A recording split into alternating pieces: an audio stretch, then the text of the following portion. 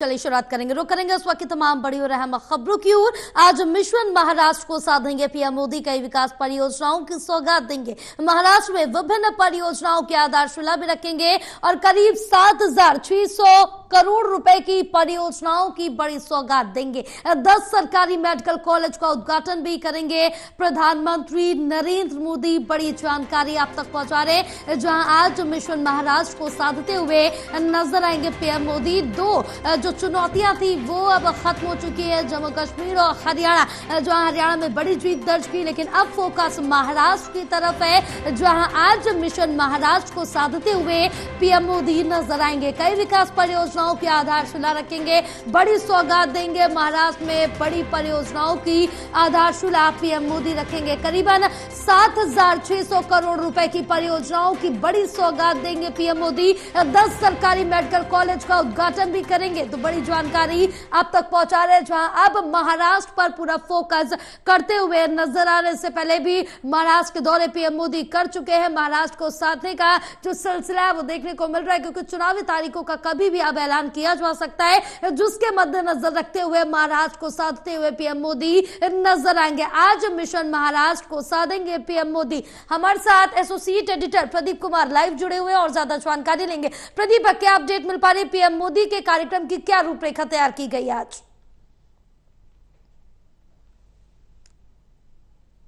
देखिए, प्रधानमंत्री नरेंद्र मोदी आज मिशन महाराष्ट्र को साधते हुए नजर आएंगे। वर्चुअल माध्यम से वीडियो कॉन्फ्रेंसिंग के जरिए 1 बजे के आसपास प्रधानमंत्री नरेंद्र मोदी यहाँ कई विकास योजनाओं की सौगात महाराष्ट्र को देने वाली हैं। महाराष्ट्र में चुनावी बिगुल बजने में ज्यादा वक्त नहीं है और ऐसे में उससे पहले लगातार प्रधानमंत्री फोकस कर रहे थे महाराष्ट्र को लेकर, जबकि चुनावी कैंपेन के दौरान भी वो महाराष्ट्र का दौरा करते नजर आए थे। तो अब महाराष्ट्र और झारखंड में चुनावी बिगुल बजना है और उससे पहले प्रधानमंत्री लगातार महाराष्ट्र को विकास योजनाओं की सौगात देने में जुटे हैं और इसी कड़ी में आज वर्चुअल माध्यम से वो कई विकास योजनाओं की सौगात महाराष्ट्र वासियों को देने वाले हैं।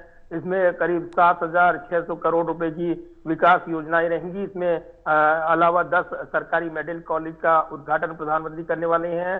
साथ ही करीब 645 करोड़ की लागत से जो शिरडी एयरपोर्ट पर नया टर्मिनल बना है वो भी उसकी आधारशिला प्रधानमंत्री रखने वाले हैं।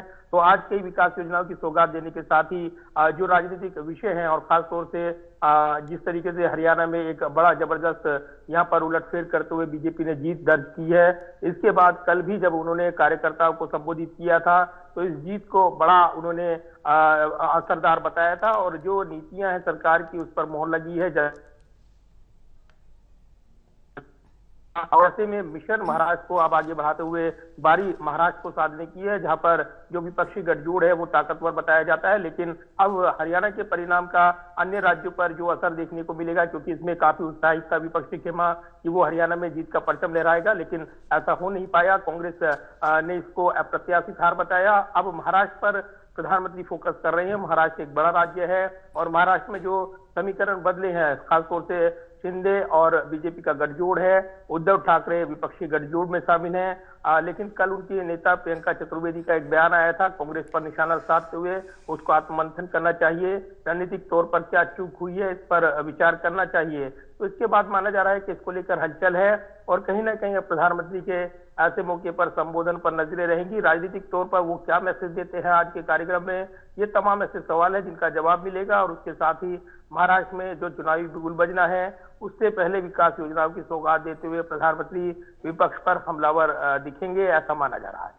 बिल्कुल प्रदीप, क्योंकि जिस तरह से देखिए कि अब 2 जो बड़ी चुनौतियां थी, जम्मू कश्मीर हरियाणा, और ये चुनौतियां समाप्त हो चुकी है। बीजेपी ने अच्छा प्रदर्शन हरियाणा में किया, जम्मू में भी अच्छा प्रदर्शन रहा है बीजेपी को। बहरहाल जीत नहीं पाई वो बात अलग है, लेकिन हरियाणा में इतिहास रच दिया। लेकिन अब बारी है महाराष्ट्र की, क्योंकि अब पूरा फोकस महाराष्ट्र की ओर है और कभी भी चुनावी तारीखों का ऐलान हो सकता है।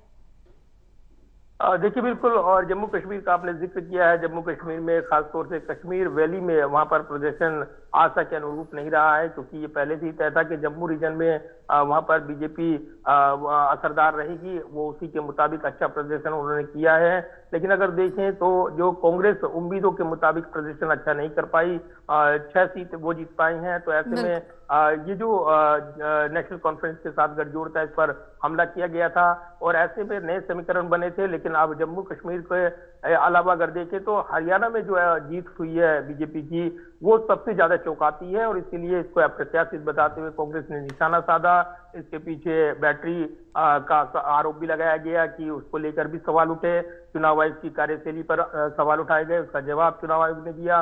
तो इस पर एक नया विवाद अलग से चल रहा है। लेकिन इस बीच अब मिशन महाराष्ट्र पर प्रधानमंत्री का फोकस है, झारखंड पर भी लगातार फोकस बीजेपी कर रही है। आगे रणनीति बनाई जाएगी चुनावी कैंपेन को लेकर, लेकिन बिल्कुल बजने से पहले अब विशेष फोकस महाराष्ट्र पर प्रधानमंत्री करते नजर आ रहे हैं। कई दौरे वो कर चुके हैं और आज वर्चुअल माध्यम से महाराष्ट्र को साधेंगे, जबकि परिणाम के ठीक अगले दिन आज महाराष्ट्र को संबोधित करने की बारी प्रधानमंत्री की है। तो माना जा रहा है राजनीतिक तौर पर एक बड़ा पॉलिटिकल मैसेज वो दे सकते हैं। बिल्कुल, फिलहाल आप हमारे साथ बने रहिए, आगे भी आपसे जानकारी लेते